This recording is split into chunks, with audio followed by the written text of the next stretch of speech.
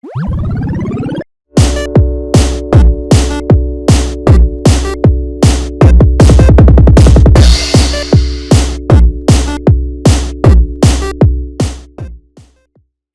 everyone. Welcome back to another episode of The Jug Show.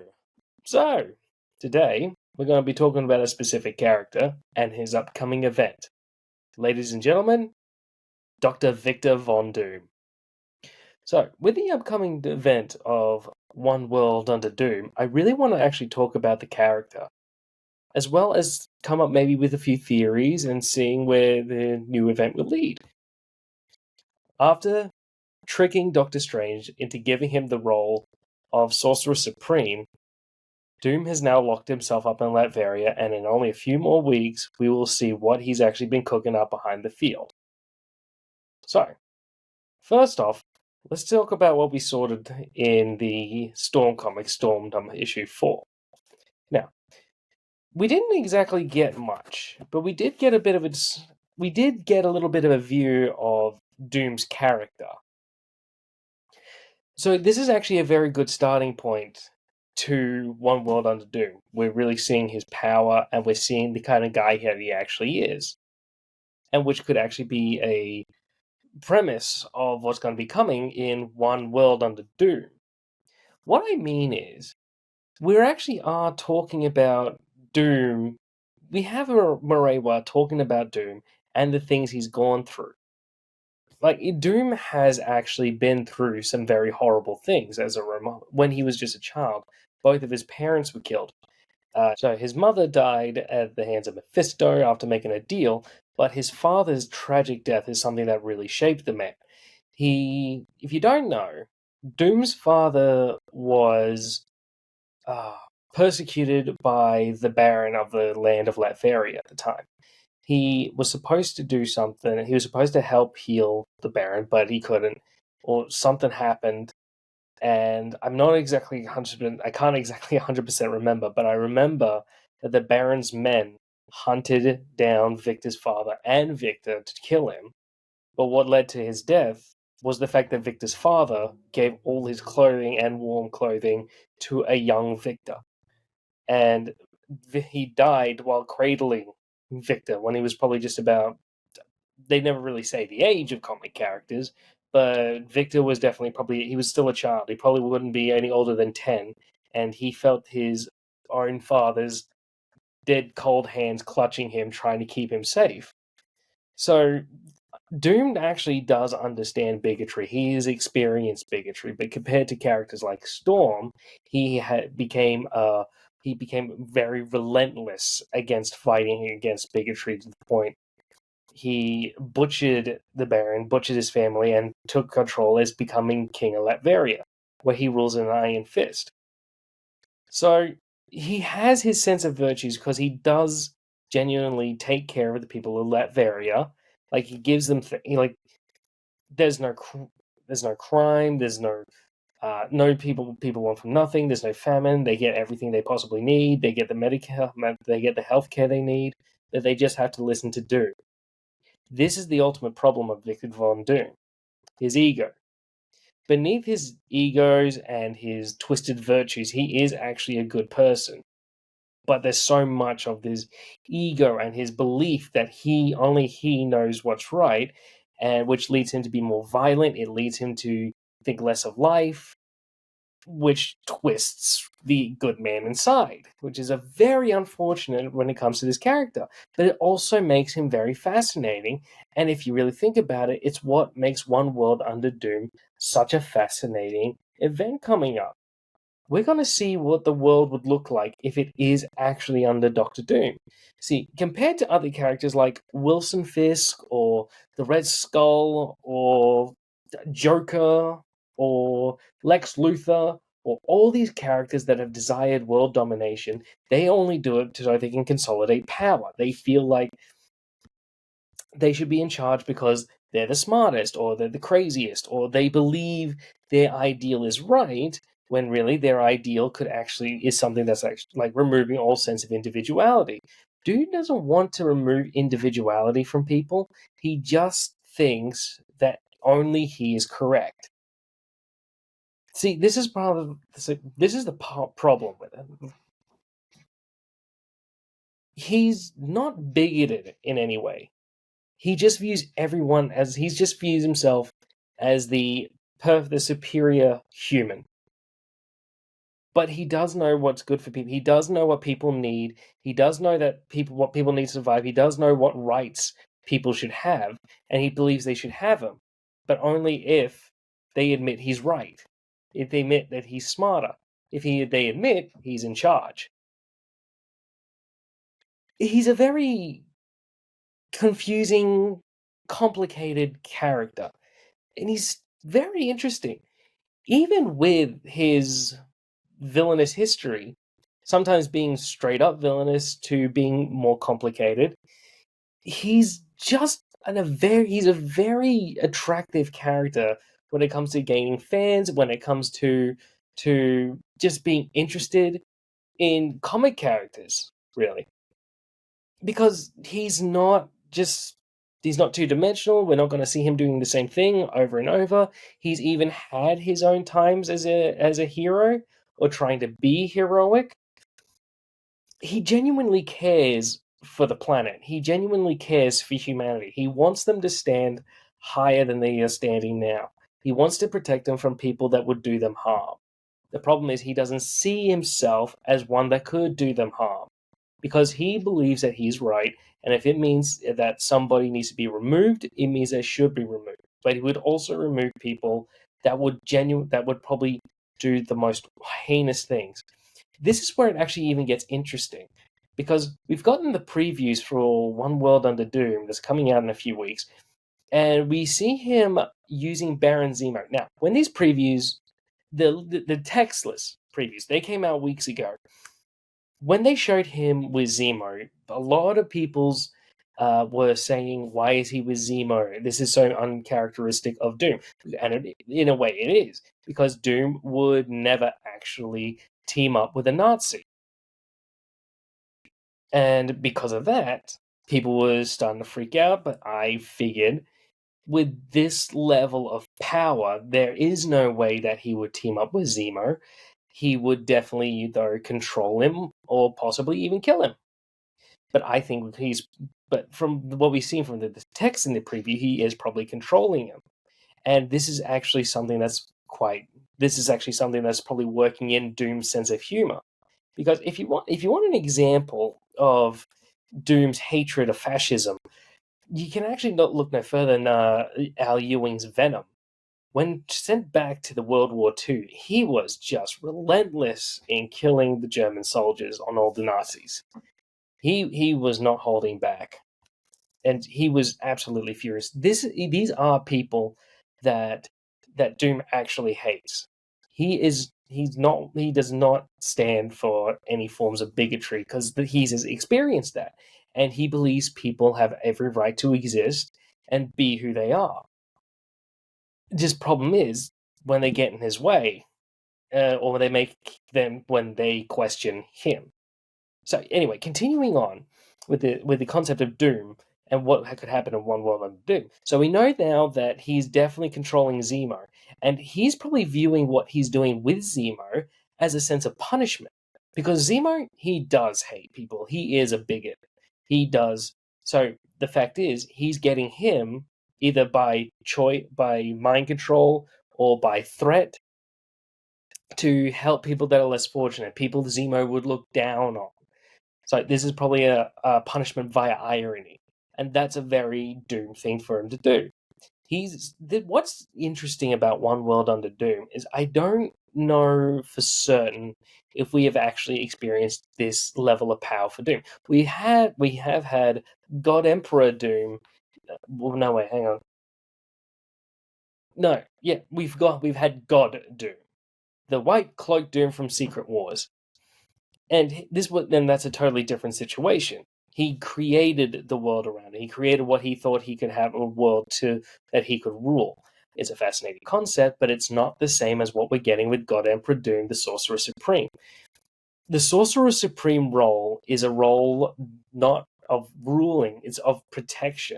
It's To get this sort of role of the Sorcerer Supreme, you are charged with the protection of your realm or your world, all those kind of things. So he does have a responsibility to it. And I think the reason why the Vishanti wouldn't simply take the role away from him, because might see him as unfit, and not just because of he's a great sorcerer. He's definitely second to Doctor Strange. The problem is his sense of virtue. Because of his ego, he can't. It's because of his ego. He can't just simply prove the better sorcerer. But he does have his own sense of morals that guides him. So they might actually view him as a decent candidate because he does have a sense of morals. And those sense of morals might end up coming up through One World Under Doom. Because this is where it gets interesting.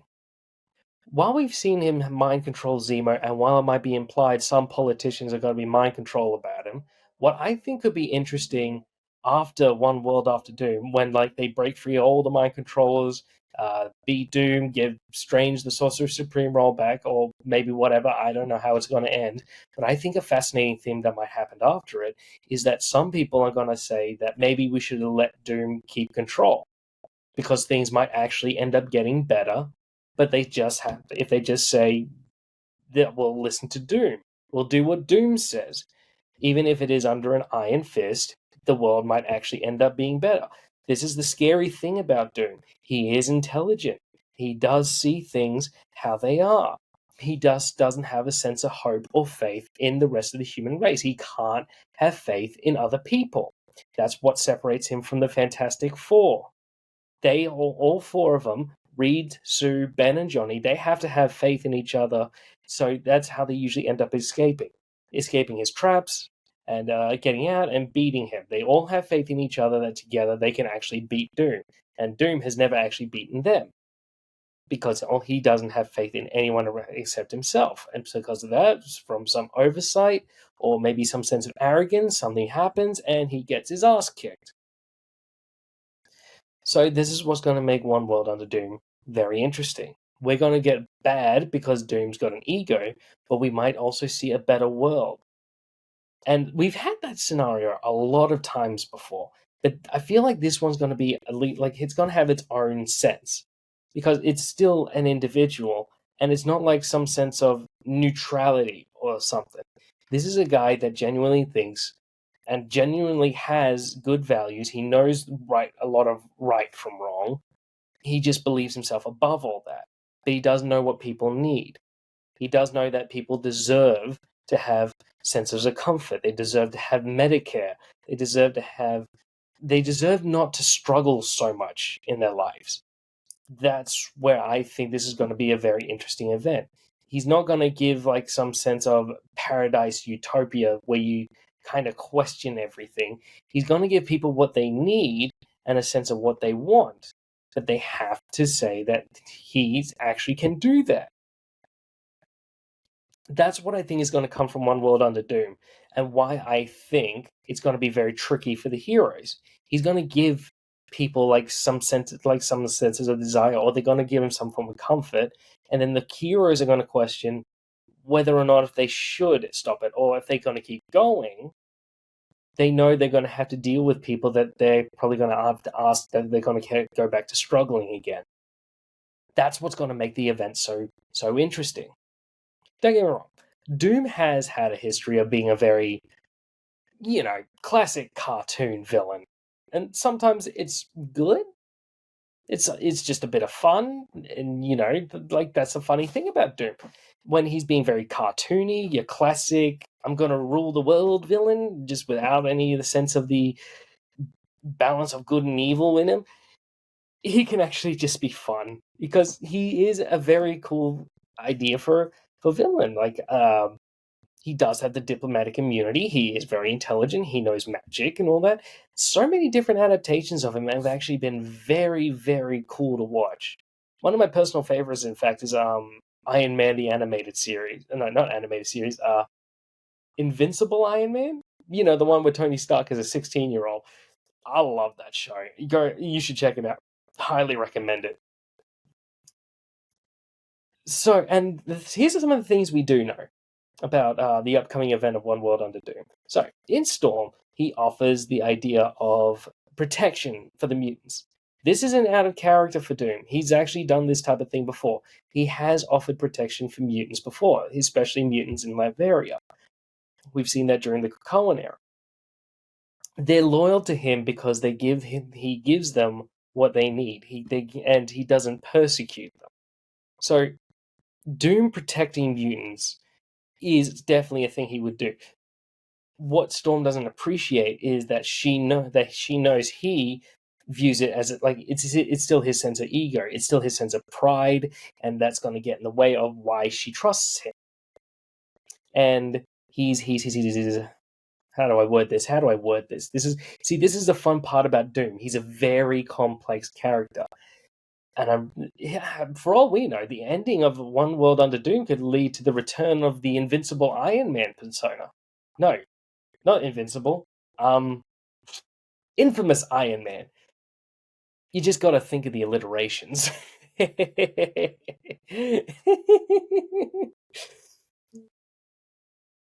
The reason also I'm very excited is because I believe Ryan North truly understands that. And we're also getting a lot of writers that actually do get him. And we do get do see his problems. We've just had Renoir writing him Storm, offering the protection as he would, but he's conniving, he's cunning. You know he means that he'll protect them, but you don't know what's going to come after that.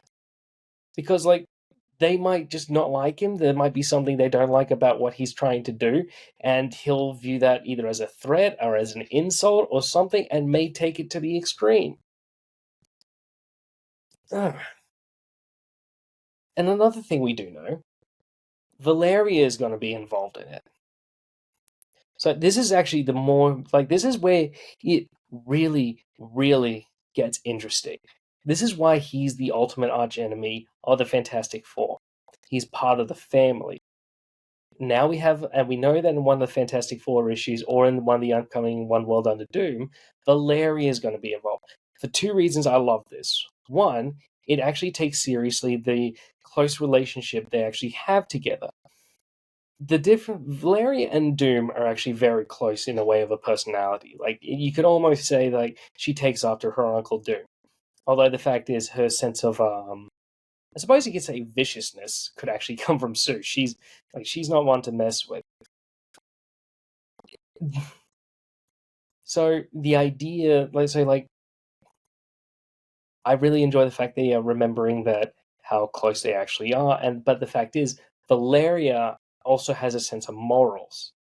She knows she can't do the things that Victor does, and in Marion's case, she's tried to convince him not to do some of the horrible things, which it makes the relationship so much more fascinating because he still thinks he's right, but he's actually willing to listen to Valeria. She is probably the only character he's actually willing to listen to and not let his ego get so much in the way that he won't just listen. He won't listen at all. That's his relationship with other heroes. That's pretty much his relationship with Reed. He lets his ego get in the way when this comes to Reed, and every time Reed tries to get through to him that Doom can actually better the world, that Doom's way of doing things might not be the best for the world, but he can give the world what it needs because he's so brilliant. His ego gets in his way. We saw that in Christopher Cantwell's Doom run. It's not the best version of Doom, but this moment where Doom started second guessing himself because Reed told him he was doing a good job is because he started questioning, am I really doing a good job? What does he know that I don't? He can't let his ego even win. This is why I trust Ryan North. And another part about, oh man, I actually went way off. I didn't even realize I went that far off. Oh man. Okay, yeah. Backtracking. Okay, Valeria, right. The second reason, I am so sorry, I went way off. So yeah, the second reason why I'm glad we have Valeria. Hang on a sec, I can't even. Oh, right. I almost forgot the actual second reason. Yeah, so the first reason, they remember the relationship. They remember how complex it is. They also remember how she's also a little bit of a reflection. I suppose you can think about it, then in a way you can say, like I said, I feel like Valeria gets her more vicious tendencies in nature from Susan. Don't forget, she's a very tough woman, and that she is not one to be messed with. She's going to take you out if she feels like she need to be taken out. And so, if you think about it, I guess in a way, a combination, you mix Reed with Sue and you throw in a lot of ego, you essentially get a Doom. How about that? Anyway, second reason why it's great, I'm glad Valeria is going to be in it. It feels like a big pivotal role, a big role in a big moment. I've always felt like the kids get pushed to the side during really big moments, and I feel like this, like how I feel about Franklin, how I feel about Nikki, like when I did that video on Nikki about her own personal issue back in, I think it was 27. And I feel like this is going to be Valeria's moment. This is going to be something that she's going to be in charge of. It's going to get people's eyes on her. It's not going to be like when she tried to help him, like reform Doom back in 2015 or 2014. James Robinson run. And so yeah, it's not going to be like that. It's because she's still a kid. Yeah, a lot of Marvel probably didn't take her seriously because she's a kid, but now she's a teenager. People are going to take her a little bit more seriously, so she's going to be a bit more pivotal. It's pivotal. And I also hope that it might also mean that the other kids might actually get involved in it as well. Like, one of the reasons I'm also very fascinated about the kids' roles is because of this moment, issue 23, I believe, somewhere around there, where Reed made it to the end of the universe, watched it die, and he met who I believe who was never confirmed, but I think we can all strongly believe was Franklin, sending him back because he has to face Doom. So Franklin might have a role. Valeria will have a role. Nikki might have a role. Joe might have a role. I'm really hoping the kids are going to be involved in this because they deserve to be. They're as much of a Fantastic Four. We have the Fantastic Four book probably going to be very entwined over the next 9 months as well with the book. So Ryan has the room at the moment. Not the room, but he definitely has more wiggle room to work with. We already see him working with other superheroes. I'm very excited to see how he writes Iron Man, because his Iron Man is fantastic. If you just need to read Secret Invasion to see my point. Oh my god, like it's such a different Iron Man than what we've actually seen like years before and years since. In fact, it's annoying me no writer is really looking at what happened in Secret Invasion. There's a lot to work with in that Secret Invasion. I just wish Marvel and other Marvel writers will take Ryan and what he builds more seriously. I mean, we have that with Declan Shelby, what he's doing with Mystique. Like, the fact is, he just used Shield's current positioning that Ryan put him in, and Mystique is already currently one of the best and most well-received X-books. So you can imagine what people would do if they actually worked off some of the things that Ryan put in. All I'm asking is just use the kid scrolls that Tony actually is mentoring. Okay, it's a good thing. I was pissed when Duggan didn't use it. I'm a little pissed off right now with Spencer Ackerman, but I've actually also been hearing things. Apparently they're in talk, so there might be a chance that it's coming. And a reason I'm actually also very excited about this particular event is because I know that North really does get Doom. You can definitely see it in his issue 7, literally one of my favorite comic issues of all time in anything. We got the idea in issue 2. The fact is, Doom, essentially an entire town was built around the happiness and well-being of a singular old lady. I mean, we did have that little psycho moment there, and by that I didn't mean she got killed. I mean, she just died. I think she just got injured. Sad fact, but sadly it happens. But the fact is, he does pay back his debt, and he does care. He does appreciate good things being given to him, being people doing good things for him. That's something about Doom. He does repay his debts. He keeps to his word, and he does pay back things. Like, he does know he owes people. And then we have what happened in issue 7. He figured he was better at something. He figured he could do something that Reed couldn't, but he couldn't come to terms with the idea that he couldn't. This is the thing. This is the thing here. He couldn't admit that he couldn't do something, that there was something that no matter how hard he tried, he kept trying to bring back Valeria, he kept trying to stop what was happening, what the kids going away for a year, but he couldn't. He did so many things, but just couldn't figure it out. And he just couldn't bring himself to just admit he was wrong and admit that he couldn't do it. So he just faded away. He stopped himself from doing anything in the first place. He got Sue to kick his ass. Seriously. He would rather get his ass kicked by Sue than admit that he can't do something. And then we have this moment here with Alicia really describing him. Doom sees the world as something against him. But the fact is, Doom's worst enemy will always be himself. Because he can do amazing things, but his ego and his pride gets in the way of it. I just had a little bit of a flash to Breaking Bad. I'm just feeling like I'm listening to Mike call out Walter White. You, with your pride and your ego, you just had to be the man. See, that is Doom. Doom is a little like Walter White. And then, look, this is definitely the best part. I am looking forward to seeing the Doomosaurus Rex come back.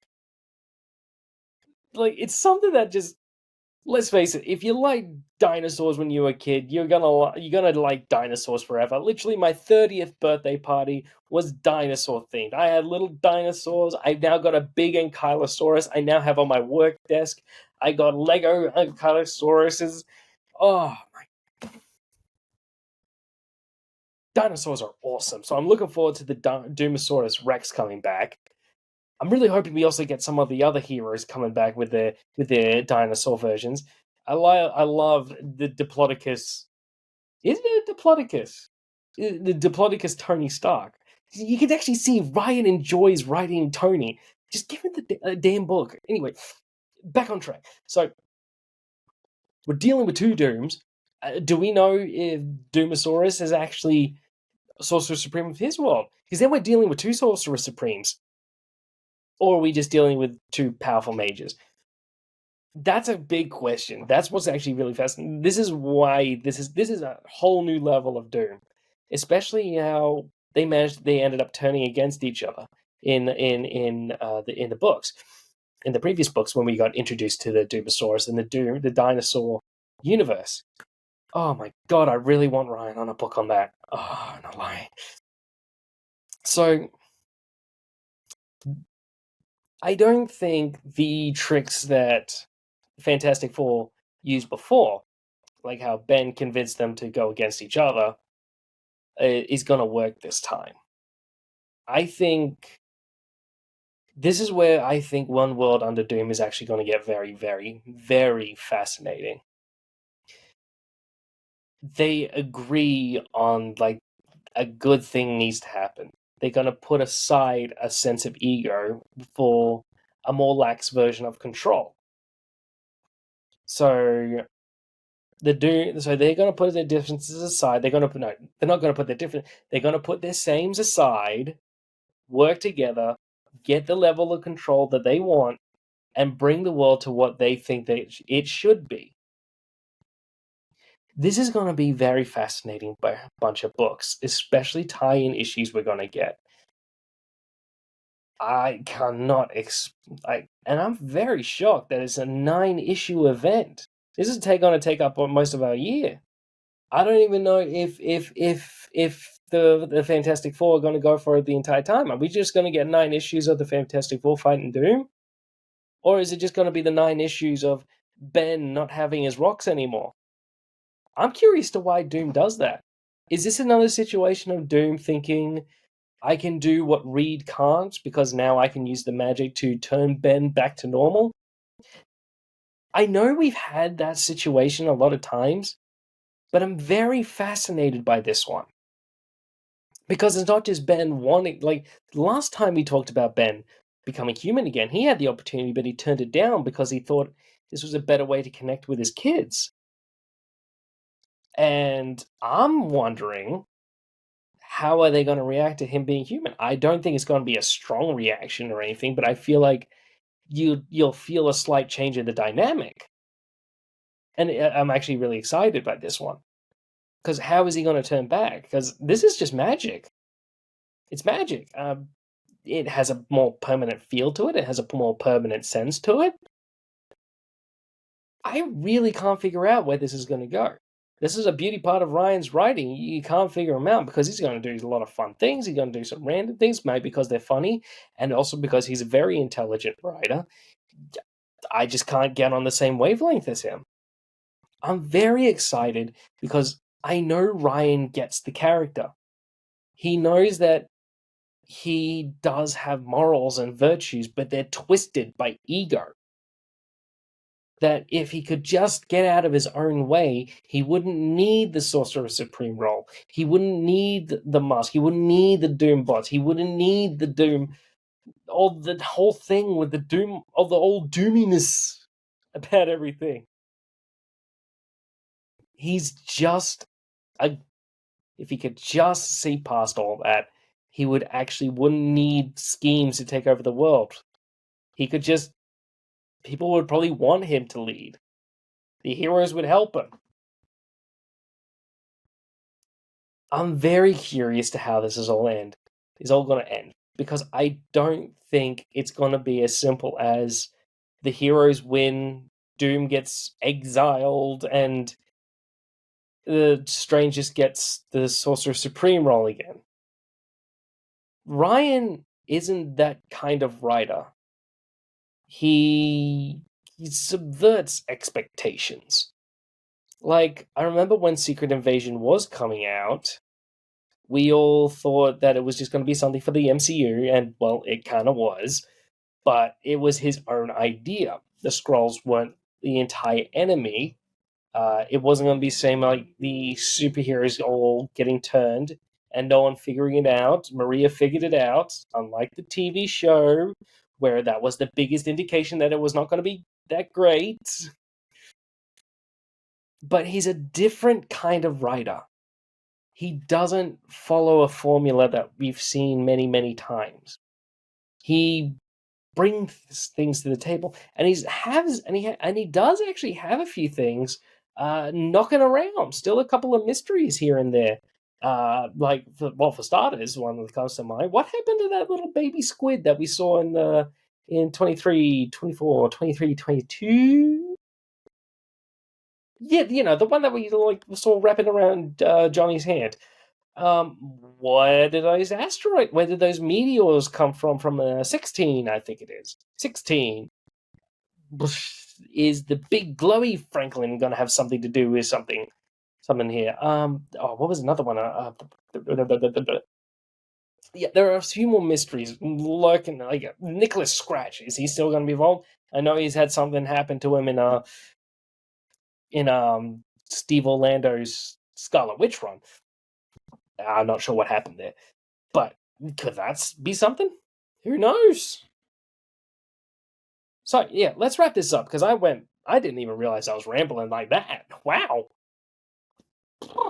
Okay, so yeah, Doom. Wrapping up. Doom is a very fascinating character. He just believes that he knows best. I do believe he's he's definitely a tyrant. He is a tyrant, I won't deny that. He does rule with an iron fist. Anyone that actually questions him does get, he puts him on he does put a target on it. So I won't say that he's not a tyrant. But deep down, past the ego, past the pride, he's a good man that wants to help people. But he believes that he himself is the ultimate form of understanding humanity. He believes he is right. So he is the one that needs to be in charge. But everyone else sees him for who he really is. They see him for the problems that he can cause, how he can ruin lives, how his beliefs can destroy things, and he views them as wrong because they're questioning him. And the real fascinating part is how Reed comes into this. I don't know how I did this whole video without barely mentioning Reed. Reed is the what annoys Doom about Reed is because that Reed is actually supportive. Unlike other heroes that just looks at Doom and sees Doctor Doom, Reed does see the guy's potential to be a better man. And he and that's where I wonder. I'm wondering how that's going to come into it. Like, is Reed actually going to convince him of something? Is it going to come down to another Secret Wars showdown like we saw with Jonathan Hickman? Hell, with R.B. Silver on the art, I would love to see that. Oh man, just be a splash of colors and cosmic powers and all that. It would be quite a sight to see. Reed's involvement in it is that he's the only one that him and Valeria, they believe that Doom can actually be better. So are we going to end this? Is this story going to end with Doom trying to be better? Seeing maybe what he did with magical powers, and maybe then, because he doesn't like doing the same thing twice. He feels like he needs to learn something and try something different. Otherwise, he'd do the whole God thing again. But no, he's not doing that this time. So, I'm very excited for this. I really loved how Moreira portrayed him. I get the feeling that Wernick didn't have a lot of time to work with, or just doesn't like doing Doom, because he uses the same pose, like the same actual drawing of him, several times in the book, twice. But I really feel like that Jed McKay's introduction in Avengers to what the power he has, where they made them have all those visions, that's definitely a good start. So I'm really looking forward to Fantastic Four 28, where they're really going to kick it off, where it's really going to start, as well as One World Under Doom, where the whole event really begins. Doom is one of the most fascinating characters.